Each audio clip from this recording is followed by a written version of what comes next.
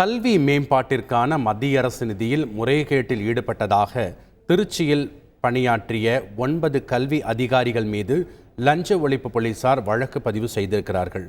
கூடுதல் விவரங்களோடு இணைகிறார் செய்தியாளர் தினேஷ். வணக்கம் தினேஷ், இந்த சம்பவத்தினுடைய முழு பின்னணி என்ன? வணக்கம். அதாவது அரசு பள்ளிகளில் படிக்கும் 9 மற்றும் 10ஆம் வகுப்பு மாணவர்களின் கல்வி மேம்பாட்டிற்காக நாற்காலி, மேஜை உள்ளிட்ட பள்ளி தளவாட பொருட்களும், பள்ளி நூலகத்திற்கு தேவையான நூல்களும், ஆய்வகத்திற்கு தேவையான ஆய்வு உபகரணங்கள் வாங்குவதற்காக மத்திய அரசு ஒருங்கிணைந்த பள்ளி கல்வி வளர்ச்சி திட்டத்தின் கீழ் நிதி ஒதுக்கப்படுகிறது. இந்த திட்டத்தின் கீழ் நிதி ஒதுக்கி வந்த நிலையில இந்த பள்ளிக்கு தேவையான பொருட்கள் வாங்குவது தொடர்பாக பள்ளி தலைமை ஆசிரியரிடம் நிதியை நேரடியாக ஒப்படைக்க வேண்டும். பள்ளிக்கு எத்தனை பொருட்கள் தேவை என்பதை தலைமை ஆசிரியர்கள் இதர ஆசிரியர்களுடன் கலந்து பேசி முடிவு செய்ய வேண்டும்.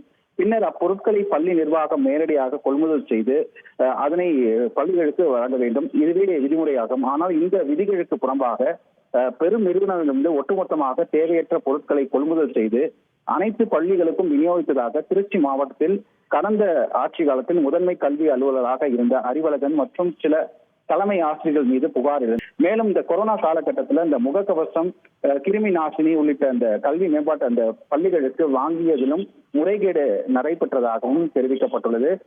இது போன்ற தமிழகம் முழுவதும் இந்த கல்வி அலுவலர்கள் இது போன்ற செயல்கள்ல விதிமீறல்ல ஈடுபட்டிருப்பதாகவும் தகவல் வெளியாகி இருக்கிறது. இந்த சம்பவம் காரணமாக திருச்சி மாவட்ட கல்வித்துறையில் ஒரு பெரும் பரபரப்பை ஏற்படுத்தியுள்ளது. நன்றி தினேஷ், உங்களுடைய தகவல்களுக்கு.